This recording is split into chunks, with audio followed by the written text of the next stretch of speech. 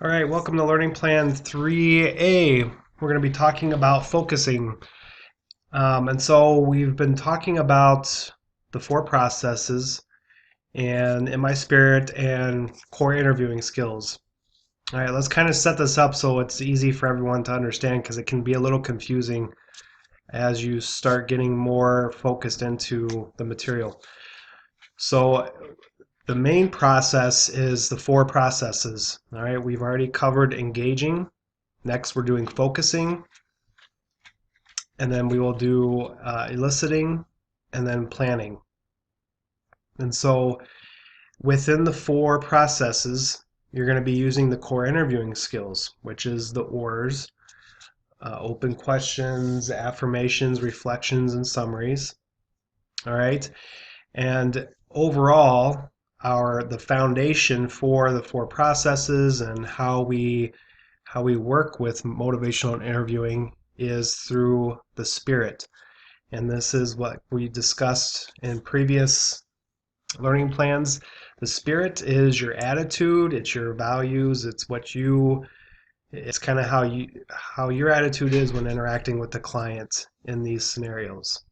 All right, so if you just take the four processes and the coding skills, you just use those, but you don't have any of the spirit, it's really not going to have an impact with the client. The client has to be able to feel that they have the freedom to express their beliefs and values and explore those. They have to feel that they're being heard, that they're being listened to.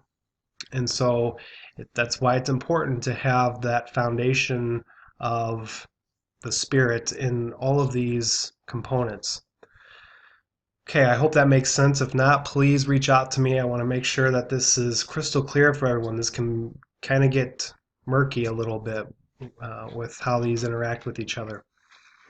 So the next process that we're going to be discussing is focusing.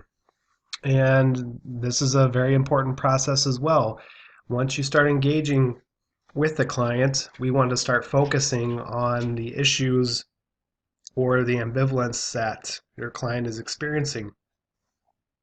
Um, and so I just want to take a couple minutes and discuss what this really looks like. And we'll get into a little bit of, I guess, different ways to focus and different scenarios of the type of clients that you'll run into when trying to work in this process with them. All right, so you've built some rapport with your client, you've gained some trust, and now you feel confident in moving to the next process with them, and you're going to be focusing on some topics with them. And keep in mind, this is a fluid process.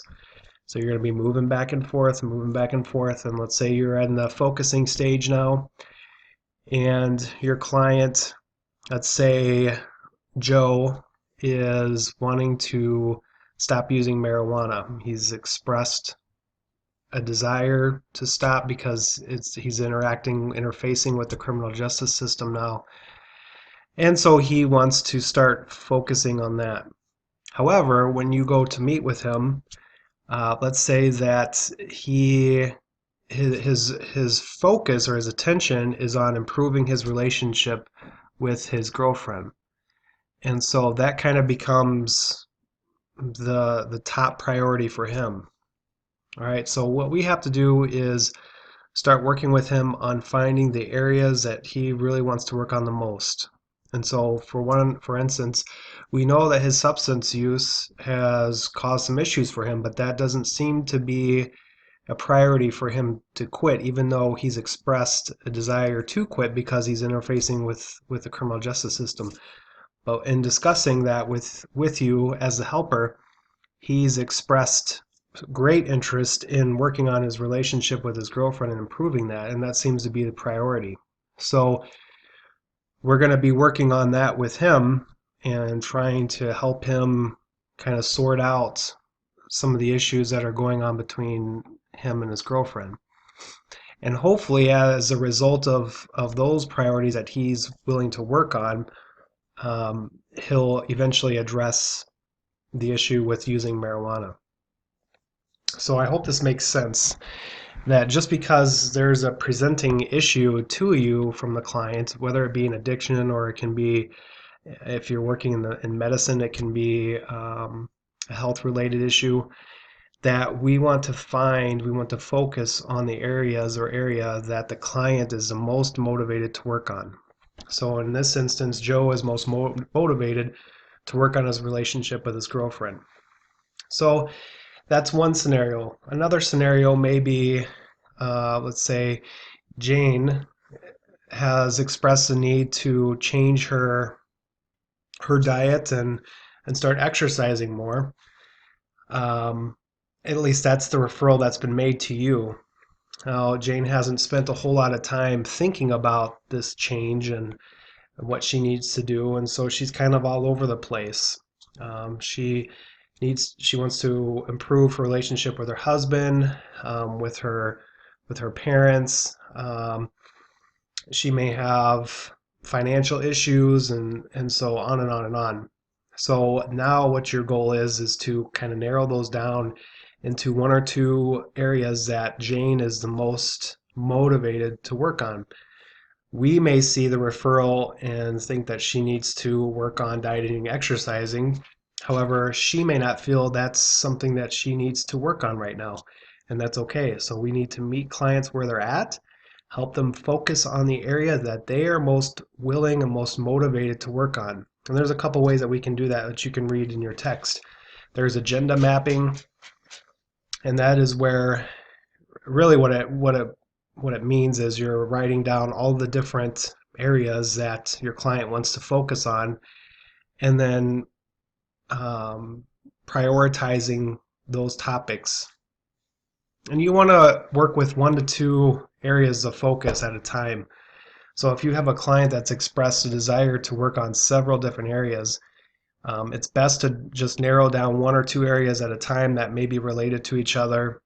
And then once those have been addressed and the client feels comfortable and confident to move on, then you move on to the next area of priority.